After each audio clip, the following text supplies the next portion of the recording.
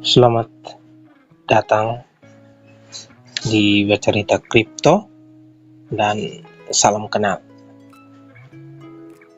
Kali ini Bercerita Kripto akan bicara tentang exchange dan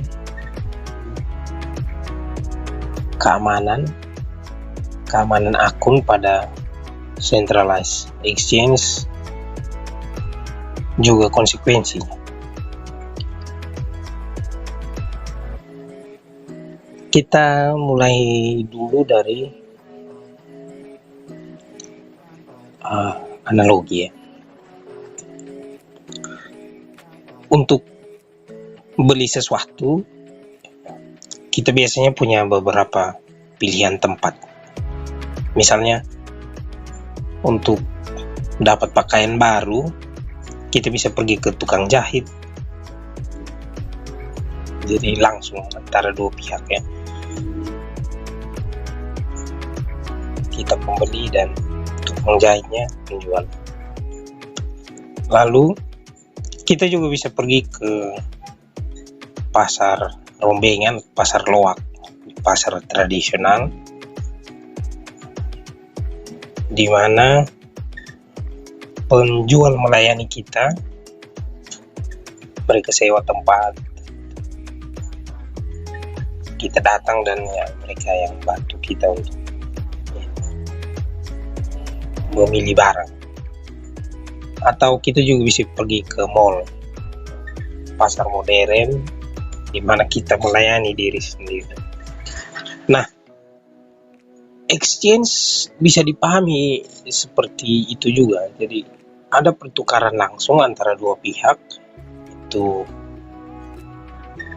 dinamakan P2P market, P2P exchange, peer to peer ya. Lalu ada pertukaran tidak langsung, disebut decentralized exchange, dan yang lebih modern seperti mall itu centralized exchange. Masing-masing memiliki kelebihan dan kekurangan. Mari kita mulai dulu dari P2P market, hanya untuk sekedar diketahui ya, bahwa ada pilihan lain. Baik. Dulu waktu awal-awal masuk dunia ini, saya pakai Paxful. Tapi Paxful ini hanya khusus untuk P2P market, jadi kita tidak bisa trading. Karena itu saya sudah lama tidak pakai lagi. Nyangkut berapa sih? Sekitar 10-an, 50.000, 100.000 mungkin. Nyangkut di situ, tidak bisa keluarkan kan. Itu di bawah minimal withdraw. Tapi oke. Selain Paxful, Binance juga punya fitur P2P.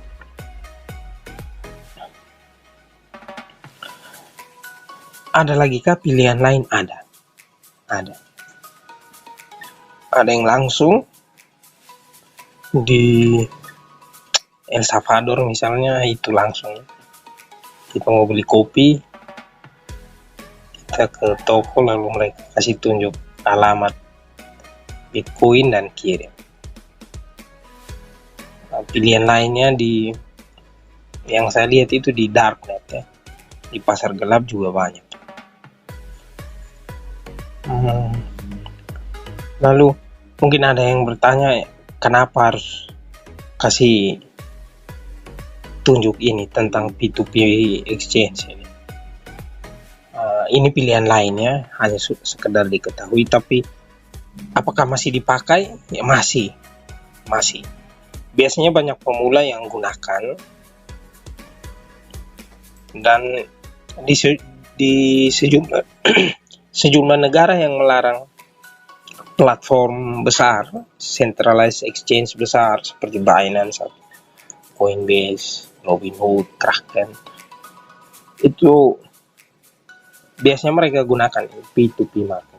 Tempo hari di awal September, suatu institusi lembaga chain analisis buat penelitian yang ukur volume transaksi di tingkat akar rumput, tingkat pemula, dan India, Vietnam, Nigeria itu masuk urutan teratas. Padahal kalau teman-teman searching di Google, 3 negara itu melarang keras transaksi Bitcoin atau cryptocurrency lainnya di negara. Binance tidak bisa diakses di sana. Oke. Nah, untuk kali ini saya gunakan Binance untuk menjelaskan. Saya sudah tidak bisa buka lagi password. Saya lupa pakai email yang mana. Di Binance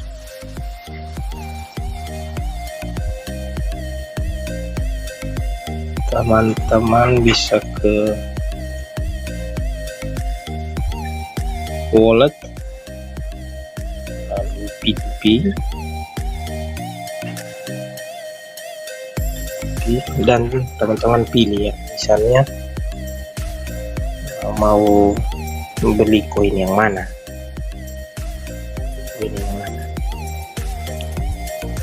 BNB misalnya.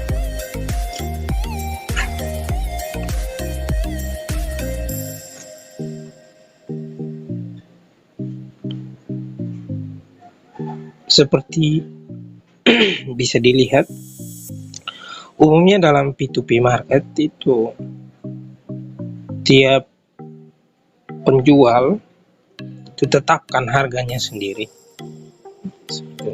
Teman-teman lihat ini ada selisih. Lalu mereka juga tetapkan metode pembayaran. Misalnya teman-teman lihat di Happy Cuan ini, metode pembayarannya gunakan bank transfer atau BCA Mobile. Wedus, Mandiri Pay, Shopee Pay, link aja, bank transfer, Real USDT, Pay juga. Lalu tiap penjual juga punya limit pembelian koin atau token yang mereka sanggupi. Misalnya di sini BNB, Real USDT ini dia hanya sanggupi 11 BNB atau paling besar pembelian itu 59.645.773 sekian. Oke. Bagaimana untuk masuk ya? Biasanya kita buka akun dulu, lalu kita pilih penjual,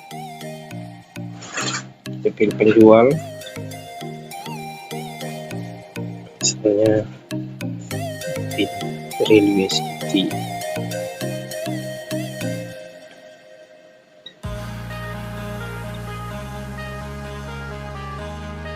Lalu kita hubungi penjual ini.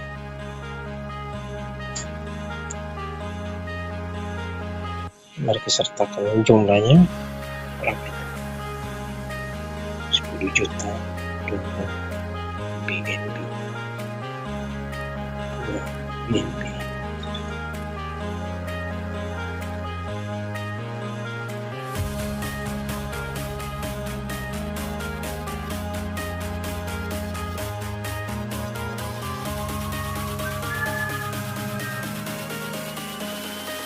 Ini aturan dari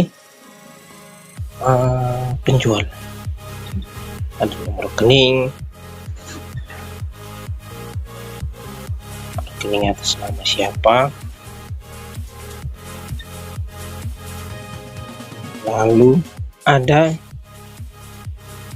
limit waktu ya, limit waktu. Jadi setelah kita hubungi pembeli ini, kita konfirmasi pembelian, perhitungan waktunya sudah dimulai.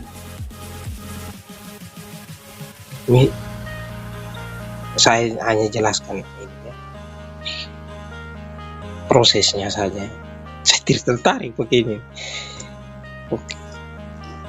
Sebentar baru saya tunjukkan kenapa saya tidak tertarik. Saya sudah tidak tertarik lagi. Dulu awal masih pakai, tapi tidak lagi sekarang. Oke. Misalnya kita sudah hubungi penjual, kita kirim pembayaran ke nomor rekening yang tertera, BCA atau BNI atau Mandiri. Lalu jika sudah transfer, kita konfirmasi bahwa kita sudah bayar. Misalnya sertakan bukti transfer, ini seperti yang diminta oleh penjual ini lewat WA. Setelah itu kita tunggu konfirmasi dari penjual. Setelah penjual konfirmasi, lupa satu tadi. Saat perhitungan waktu sudah dimulai, itu pihak Binance akan menahan jumlah koin yang kita mau beli. Mereka akan tahan.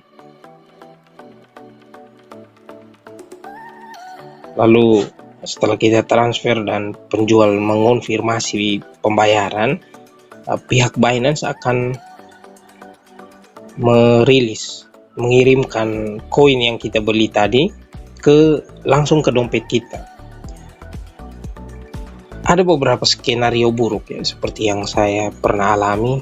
Misalnya, jika kita tidak kirimkan pembayaran dalam waktu 15 menit, itu transaksinya gagal.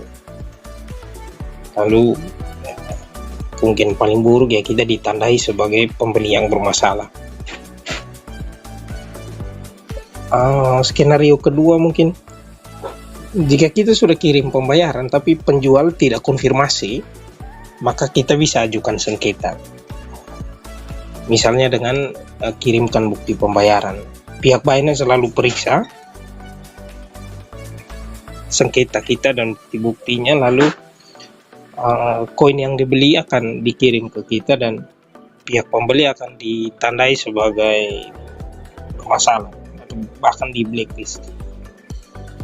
Di dalam dunia perdagangan, proses ini disebut escrow. Escrow itu semacam klausul kontrak antara dua pihak, di mana kita butuh pihak ketiga untuk jadi penengah.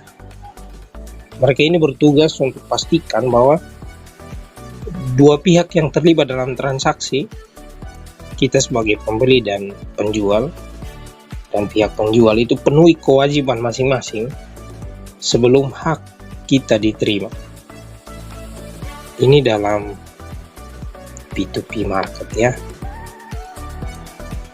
Oke. Alasan kenapa saya tidak lagi pakai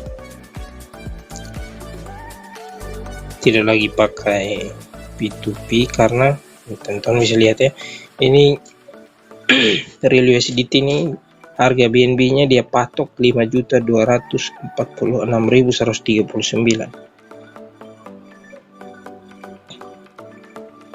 5.200.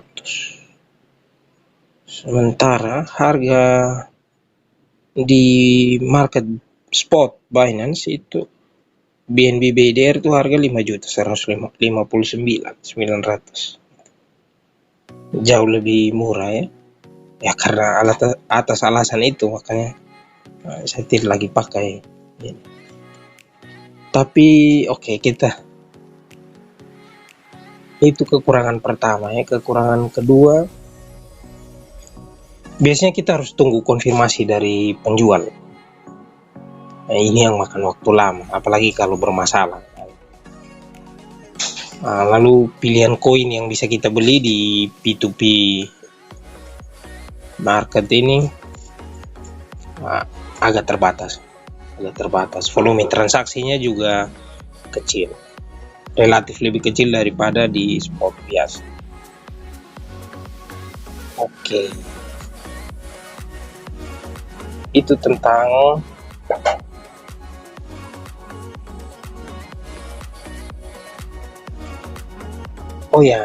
tadi bicara kelebihannya belum, kekurangannya belum kelebihannya. Kelebihannya dalam P2P exchange ini tidak ada sensor. Jadi di darknet itu juga orang pakai. Lalu transaksi bersifat anonim, karena tidak ada sensor ya, anonim tadi, maka orang bebas untuk bertransaksi tanpa ada pihak yang ditakuti. Pemerintah misalnya, pencucian uang itu kurang lebih ya, ini salah satu lubang mereka gunakan ini. Oke. Yang kedua ada centralized exchange.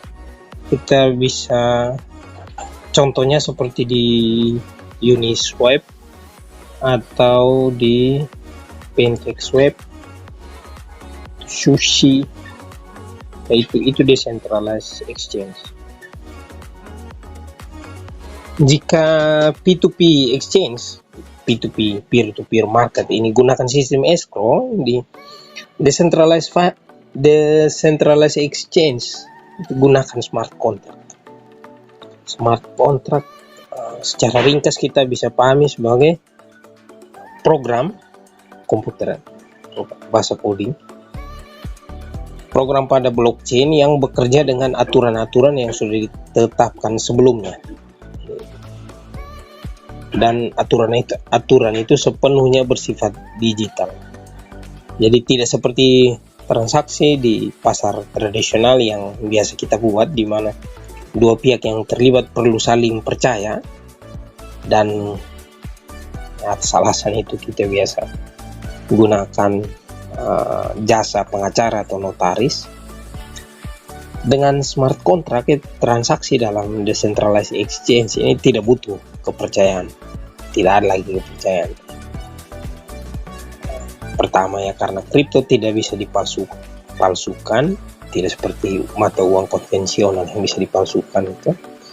Lalu ya, dengan begitu juga kita tidak butuh lagi notaris atau pengacara yang umumnya biayanya mahal. Oke. Kelebihan decentralized exchange ya relatif cukup aman. Lalu lebih banyak pilihan daripada di P2P market.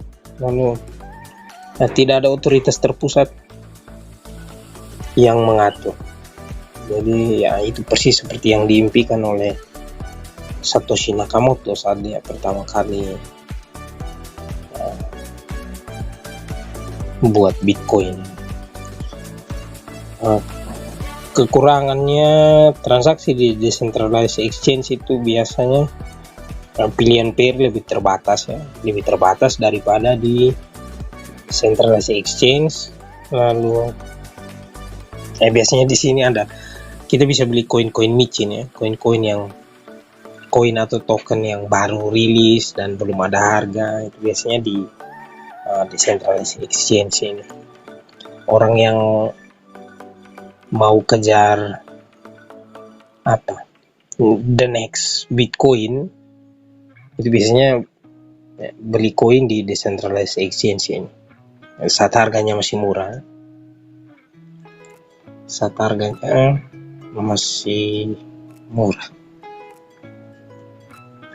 tapi itu tidak semua decentralized exchange aman. Masih ada kasus di mana websitenya dihack, lalu jutaan dolar hilang, jutaan dolar raib.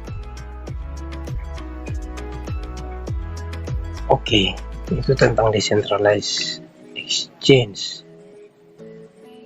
Berikutnya tentang centralized exchange.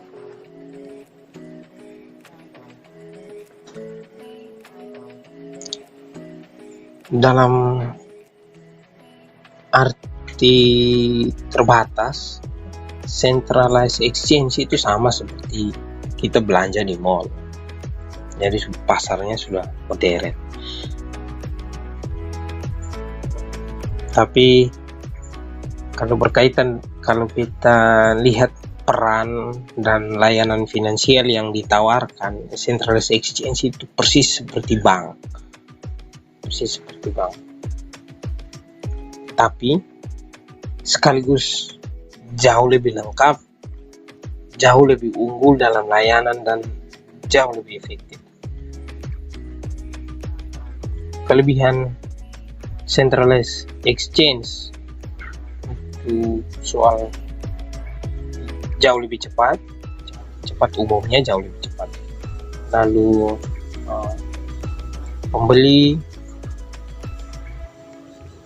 pembeli koin atau token tertentu itu langsung berhadapan dengan pasar yang lebih luas, ya, jauh lebih luas daripada di decentralized exchange. Lalu di decentralized exchange ini biasanya kita bisa langsung cairkan, misalnya kita jual BNB yang kita beli, kita bisa langsung cairkan ke rekening bank kita. Layanan seperti itu hampir tidak ada di decentralized exchange atau di P2P exchange, tidak ada. Lalu skalabilitasnya, maksudnya berapa banyak yang bisa kita beli itu hampir tidak terbatas, tidak terbatas. Pilihan koin yang bisa dibeli juga jauh lebih banyak. Lalu ada juga layanan finansial lain. Contoh centralized exchange ini seperti Binance atau Crypto, Inodax. Itu yang khusus kripto, tapi di Indonesia misalnya ada Pintu, ada Ajaib. Saya pikir mereka itu tidak pilihan pair untuk trading itu tidak cukup lengkap. Pilihannya relatif lebih sedikit. Saya sendiri gunakan 3 exchange, dan untuk kali ini pembahasan tentang exchange ini saya fokus di Toko Kripto dan Binance. Untuk daftar ya teman-teman bisa atur sendiri lewat rekening itu. Ada pembaruan aturan dan saya sudah tidak tahu lagi yang sekarang seperti apa, tapi yang pasti ada KYC, jadi kita butuh email, nomor telepon, KTP, selfie dengan KTP, dan di Binance misalnya butuh NPWP. Sekurang-kurangnya kalau teman-teman menggunakan Toko Kripto dan Binance, teman-teman perlu selesaikan KYC level 1. Di Toko Kripto tuh level 1, hanya ada 2 level. Level 1 sudah harus selesai supaya kita bisa gunakan fiturnya, dan di Binance kita harus selesaikan KYC level 2. Apakah ada beda? Bedanya hanya di kebebasan kita untuk gunakan fitur-fitur yang ada. Lalu beda level KYC itu nanti akan mempengaruhi minimal withdraw.